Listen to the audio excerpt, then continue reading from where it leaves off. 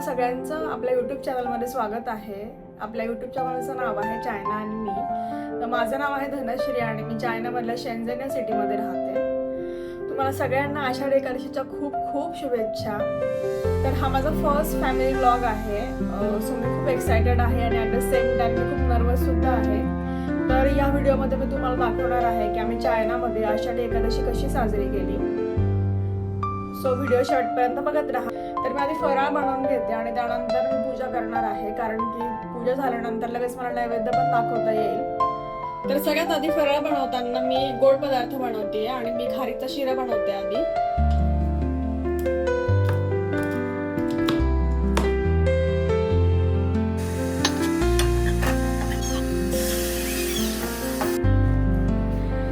तर फराळ सुद्धा बनवून झालेला आहे आणि छान अशी तयारी सुद्धा केलेली आहे। तर आता आम्ही पटकन पूजा करून घेतो। ही आहे आमची रखुमाई।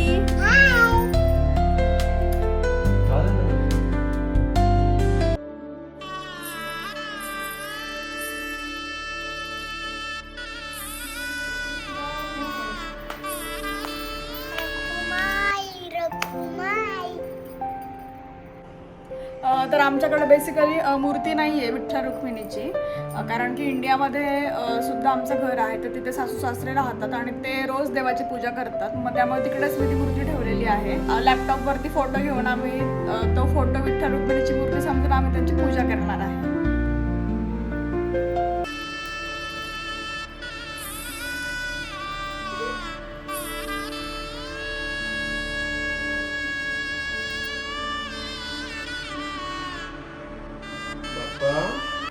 मला सुखी ठेव, सर्वांना सुखी ठेव।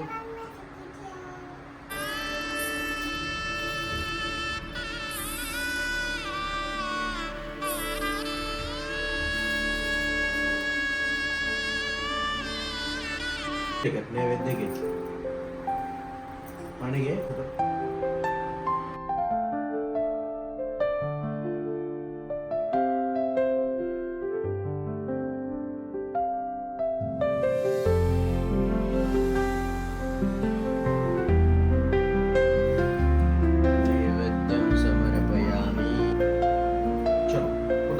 तर आज आषाढी एकादशी निमित्त आमचा सगळ्यांचा उपवास आहे, म्हणजे माझ्या मुलीचा नाही आहे कारण ती खूप लहान आहे। तर त्या निमित्ताने मी बनवलेलं आहे साबुदाण्याची खिचडी। हे पापड वगैरे तळलेले आहेत, इथे रताळ्याच्या गोड चकत्या आहेत, दही, खारीचा शिरा आणि इथे कीस केलेला आहे बटाट्याचा आणि इथे फ्रुट्स पण ठेवलेले आहेत। अशा प्रकारे आम्ही चायनामध्ये आषाढी एकादशी साजरी केली। तुम्हाला आमचा व्हिडिओ आवडला असेल तर व्हिडिओला लाईक करा आणि कमेंटमध्ये नक्की सांगा आणि सबस्क्राईब करायला विसरू नका। भेटूया एका नवीन व्हिडिओमध्ये। बाय।